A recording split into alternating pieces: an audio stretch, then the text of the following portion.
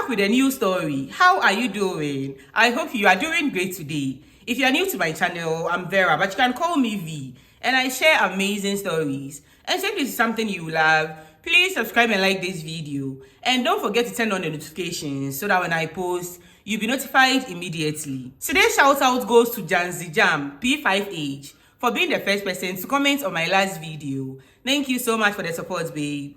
I love you. And now relax, get comfortable, and let's get right into it.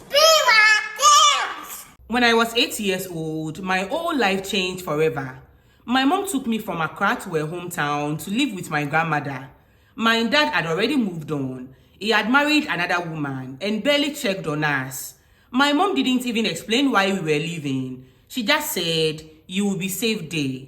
At first, life in the village felt quiet but peaceful. Grandma was kind, but after a few months, something strange began happening to my mom. It started with her silence. She would sit outside under the tree for hours, just staring at nothing, no blinking, no talking. Sometimes I called her name over and over again, but she didn't answer. Then she started talking to herself. Sometimes it sounded like she was arguing with someone, but no one was there. Other times, she would shout in her sleep or wake up crying. Grandma said it is just stress. She has been through a lot, but I knew it was something deeper. I was just a child, but even I could feel it. Something dark was growing inside her. Then one day, it got worse. I woke up and my mom was gone. Her slippers were still by the door, but she was nowhere to be found. We searched everywhere. Grandma walked from compound to compound, asking neighbors. I followed her, but there was no sign of her. For 3 days, we didn't eat properly. I thought maybe she had gone to Accra to find my dad, or maybe something terrible had happened.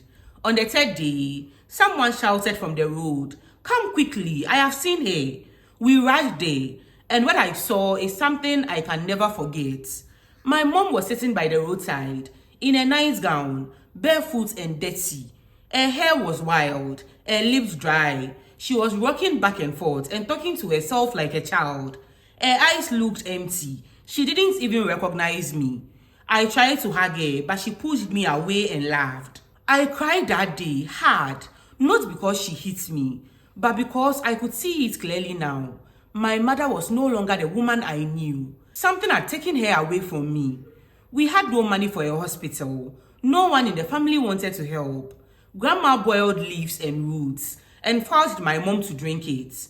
The herbs helped for a while. She would calm down for some days, maybe even smile again, but soon after, the voices would return. And she would start shouting at the walls, running out of the house, or curling into corners, afraid of shadows no one else could see. That was how my childhood started, with fear, confusion, and the slow disappearance of the woman who gave birth to me. By the time I turned 17, everything got worse. Grandma, my only support, died in her sleep, just like that. No warning. I found her cold and still on her mat. I screamed until the neighbors came. I felt like my world had ended again. Now it was just me and my mom, but she wasn't really there. She would walk around the house barefoot, dragging a wrapper, talking to herself. Some days, she would lie on the floor for hours and cry. Other days, she would just sit in the dark, laughing at something no one could see. I tried to hold things together, but I was still a child. I had to fetch water, cook, clean, and take care of a woman who didn't even remember my name half the time. I dropped out of school. There was no money, and no one offered to help. My uncle said, "It is not our business." My aunties looked at me like I was carrying a case. The only person who stood by me was Sandra. She was my age. She would come to our house to help me cook or wash. When we didn't have food, she shared hers with me. Sometimes she made me laugh when I wanted to cry. She was my only light in that dark world. Then one day, everything changed. I was inside when I heard shouting from the streets. People were screaming. A little girl ran to our compound, panting hard. Come quick. They are beating your mother at the market." My heart dropped. I ran barefoot until I reached the market. A huge crowd had gathered, screaming, crying, and praying out loud. Some people were holding sticks, others had bottles. I forced my way through them, and then I saw her, my mom. She was on the ground, blood all over her face. Her clothes were torn. They were still beating her, slapping her, kicking her, shouting like wild animals. I screamed and threw myself on top of her, crying, "Stop, stop, you are killing her." No one listened. One woman stepped forward and shouted. She confessed. She's a witch. She said she killed her mother and other people in the family. She said it with her own mouth. I stared at the woman. My mother, a witch? My mother didn't even know what day it was. I shouted back. She's not well. She doesn't know what she's saying. But they didn't care. Another woman screamed. Then you too, her daughter, you are probably a witch. If you protect her, we will burn both of you. My body froze. In that moment, I saw the madness in their eyes.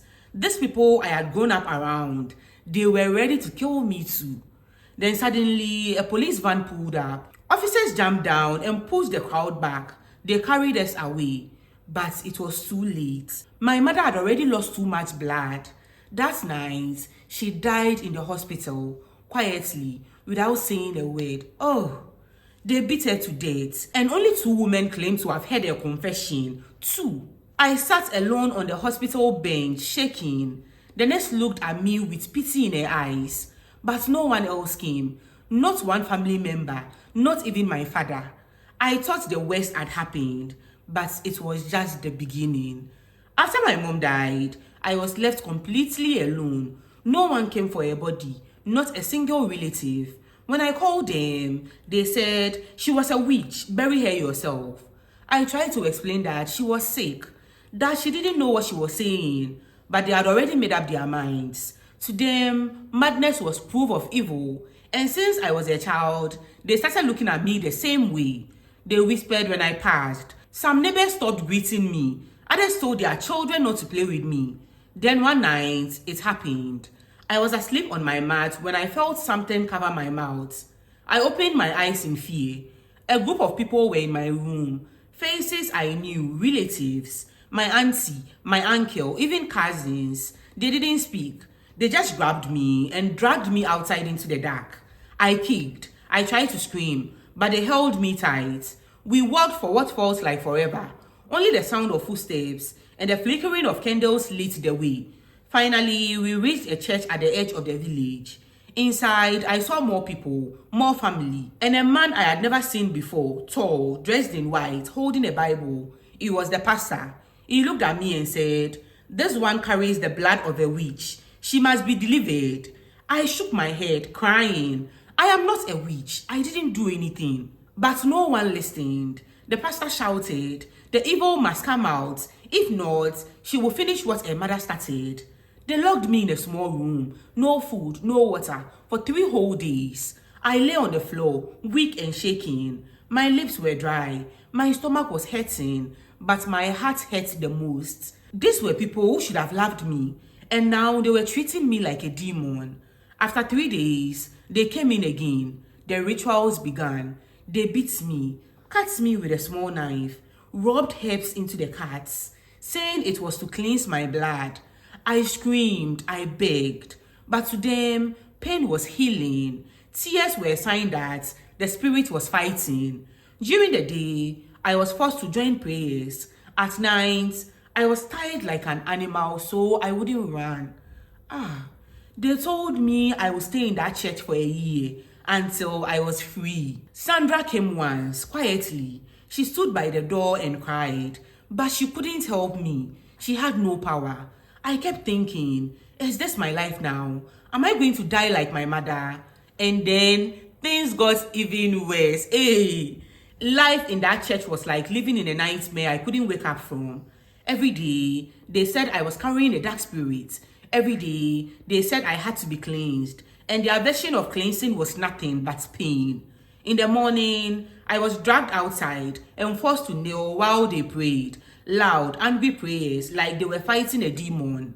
They poured oil on my head, shouted in tongues, hit me with canes whenever I said I wasn't a witch. Shut up! The spirit is lying through you. They will say that every time I begged them to stop, they made me fast, not just for hours, for days. No food, no water, no strength. When I cried, they clapped and shouted louder. They said my tears meant the demons were reacting. At night, they tied my hands and legs so I couldn't escape again. I slept on a cold floor with nothing but a ragged cloth. If I moved too much or cried too loud, someone would come and beat me again. I was weak, my body was breaking, but my soul was already broken. And just when I thought it couldn't get worse, it did. The pastor started coming into my room.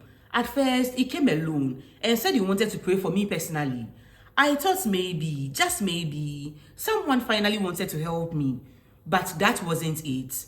While pretending to pray, he would put his hands on my shoulders, then lower, touching parts of me he had no right to.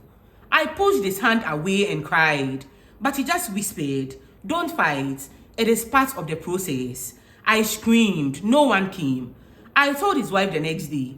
I was shaking, hoping she would save me. Instead, she slapped me across the face and shouted, "You want to destroy the man of God? You see, the evil spirit is still speaking in you." That night, I cried until I couldn't breathe. I knew now no one was going to save me. Not my family, not the church, not even God. Then one night, something small changed everything. As I lay tied in the corner of the room, I saw something shiny on the floor. It was a blade. Someone had dropped it, maybe during the last prayer session. I stared at it for hours, afraid to hope. But when everyone was gone and the lights were out, I shuffled my body toward it. My hands were shaking, my wrists were bleeding, but I grabbed the blade and slowly cut through the ropes. I didn't even wait to untie my legs properly. I just ran barefoot, bleeding, weak, but free. I didn't know where I was going. I didn't care. I just knew this. If I stayed one more night in that place, I would die. I ran through the night like a ghost in the wind. My legs were shaking. My body hurt, but I didn't stop. I didn't look back. I didn't know where I was going. I just knew I had to get far away from that church. Eventually, I saw a young woman standing outside her house. I ran to her, barefoot and breathless, and fell to my knees. "Please, I need help. Just your phone, please." She looked at me with wide eyes, maybe because of the bruises on my face or the rope still tied to my ankles.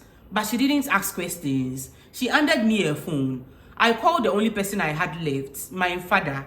He picked up, confused. "What is wrong?" My voice shook as I said, "They tried to kill me. I escaped. I'm coming to Accra. I don't care what you say. I'm coming to your house." He sighed. "That house is full. It is not the best time, but I cut the call." I begged the young woman again for money. "Please, even 1 cedi. I will walk if I have to." She gave me all the coins in her purse. I walked, I begged, I asked strangers for just a little more. Slowly, I gathered enough for transport. By evening, I was on a bus to Accra, dirty, bruised, and scared. But I was finally leaving that nightmare behind. When I got to my father's gate, I was shaking. I knocked. His wife opened the door. She didn't scream or push me away. She looked at me, really looked, and said softly, "Come in." She ran a bath for me, gave me clothes, food. I ate like someone who hadn't seen food in months. My father didn't say much. It wasn't warm, but he didn't throw me out either. And that was enough. After some time, his wife told him, "Let her go back to school. I will help." She became the mother I never had. I helped her with the kids, cleaned the house, cooked, and slowly, piece by piece, I started to feel like a human being again. But I didn't tell them what happened. Not everything. I told them I ran away from a church, yes. But I didn't tell them about the beatings, the rituals, the abuse. And I definitely didn't say the word witch. I was scared that if they knew the truth, they would change too. That they would start looking at me like the rest of the world did. So I kept it buried deep inside. I focused on school. I worked hard. I kept to myself. I smiled when I needed to and learned to hide my pain. And slowly, I started to believe maybe, just maybe, my life could be normal. That is when I met George. I met George during my second year at Polytechnic. He was kind, confident, and always smiling. He would carry my books, walk me to the hostel gate, and wait for me after class just to say hello. At first, I was afraid to let anyone get close. I was still hiding so much, but George was patient. He never asked too many questions. It just made me feel safe. And little by little, I let my guard down. Before I knew it, we were spending all our time together. For the first time in years, I felt normal. He introduced me to his friends. Then one day, he said, "I want you to meet my mom." His mom was polite. She served me food and even called me my dear. I thought maybe, just maybe, she liked me. I didn't tell her anything about my past. After school, I got a job and rented a small one-bedroom apartment. It was my first real space, my own bed, my own key. I felt proud. Then one day, out of nowhere, Sandra called. She said she had moved to Accra and needed a place to stay. I didn't think twice. I told her to come immediately. This girl had been there for me when I had nothing, when I was starving, when my mom was dying. Sandra was my only friend from back then. She moved in, and everything was fine at first. She was happy to see how well I was doing. I told her, "Anything you need, I've got you. If you want to go back to school, I will help. If you want to learn a trade, I will support you." She said thank you. She met George and even said he's perfect for you. I thought we were good. I thought she was still that same girl who once shared her last food with me. But I didn't know I had let the wrong person into my peace. For a while, everything felt perfect. Sandra and I were living together peacefully. George was so in love with me. I was working, saving money, and finally enjoying life. Then George's mother turned 60, and he invited me and Sandra to the party. Sandra was by my side, smiling the whole time. We laughed, we danced, and we took pictures. It was a beautiful night. But everything changed after that party. Suddenly, George's mother stopped talking to me. She wouldn't greet me. She told George not to bring me to her house again. No explanation, just silence. I asked George, "Did I do something wrong?" He was confused too. "She won't tell me anything," he said. I was hurt and embarrassed. So I went to her house alone to talk to her woman to woman.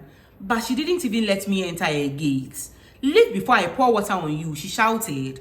I was shocked. The next day, George told me he was taking me there again, whether she liked it or not. We arrived together. As soon as she saw me, she started shaking, speaking in tongues, and ran inside. She came out with a bottle of anointing oil and began splashing it on me. "I rebuke every spirit from your mother's bloodline," she cried. "Leave my son alone." That is when I knew she knew about my past. And there was only one person who could have told her. I ran home in tears and faced Sandra. "Did you tell her?" She looked shocked, then guilty. "It wasn't like that," she said. "We were just talking. It came up. I said it as a joke. I didn't think it would matter." My heart sank. The only person I had trusted with my truth, the only person who knew what I went through, had betrayed me. I told her to leave my house. She cried. She begged. But I couldn't forgive her, not this time. She didn't just gossip. She put me in danger. That night, George came over.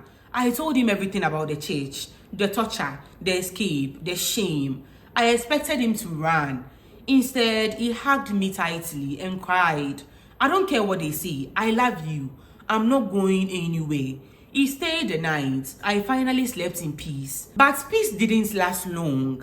They came for me again. 2 nights after Sandra left, I was finally beginning to breathe again. George was by my side. He believed me. He stayed. I thought the worst was over.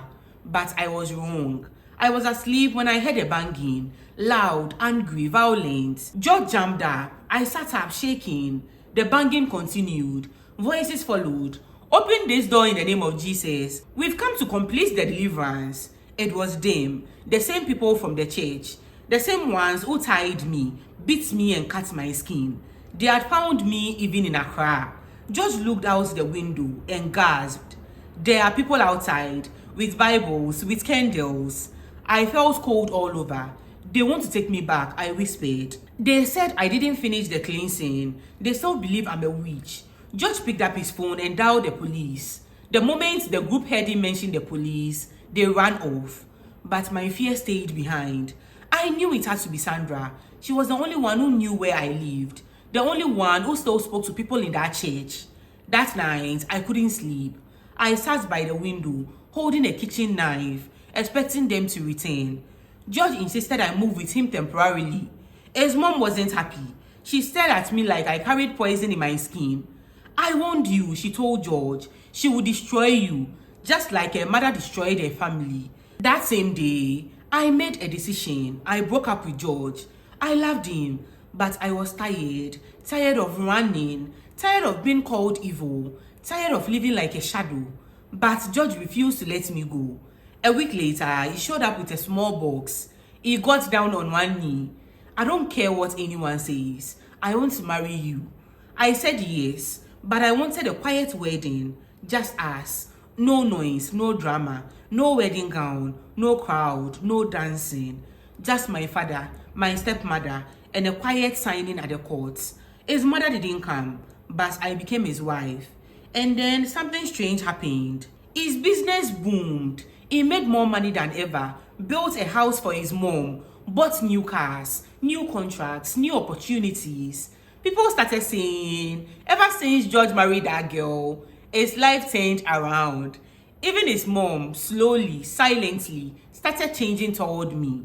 She began greeting me, smiling at me, even asking me to help with small things. It wasn't much, but it was a start. Years have passed now. George and I are still together. We have 2 beautiful children. Our home is peaceful. Our love is strong. His mother, she now calls me my daughter. She plays with our kids and even tells people, my son married the right woman. Sometimes I sit quietly and ask myself, how did I survive all that? The beatings, the blood, the betrayal, the fear, the shame.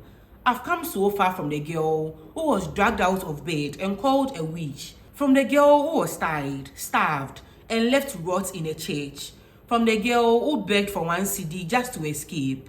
And then one day, I got a message. It was from Sandra. She said she was sorry. She admitted she was jealous. She said she didn't mean to ruin my life. She missed me. She wanted us to be friends again. I stared at that message for a long time because the truth is, Sandra was there for me when no one else was. She fed me. She stood beside me when I had no one. But she also turned around and broke me when I finally found peace. So I replied, I forgive you, but I have moved on. I don't want to go back. I just want peace. I wish you well. And that was it. I blocked their number, not out of hate, but out of protection for my peace. My life has been filled with so much pain. So many people try to destroy me. But today, I wake up next to laugh. I hear my children laugh. I look at myself in the mirror and I see a woman who survived, not a witch, not a case, but a woman who fought back and won. And now, I don't want revenge. I don't want to prove anything to anyone. I just want to hold on to my happiness because after everything I have been through, I finally believe I deserve to be happy. The end. Babe, I'm so happy everything worked out for you. Sometimes you need to let people go, even if they've been there for you in the past. You need to protect your peace, and you did the right thing, babe. I cannot even imagine what you went through, but I'm so happy that everything worked out for you in the end. Take care of yourself, and I'm wishing you all the best. I want to hear your thoughts on this story, so leave them down below. And I bet you know that this is a judgment-free zone. We listen, we don't judge. So please be kind to her in the comment section. And thank you so much for watching. If you've not subscribed yet, please do. It is very important too. And don't forget to turn on the notifications so that when I post, you'll be notified immediately. See you next time. Okay, I'm done. Bye.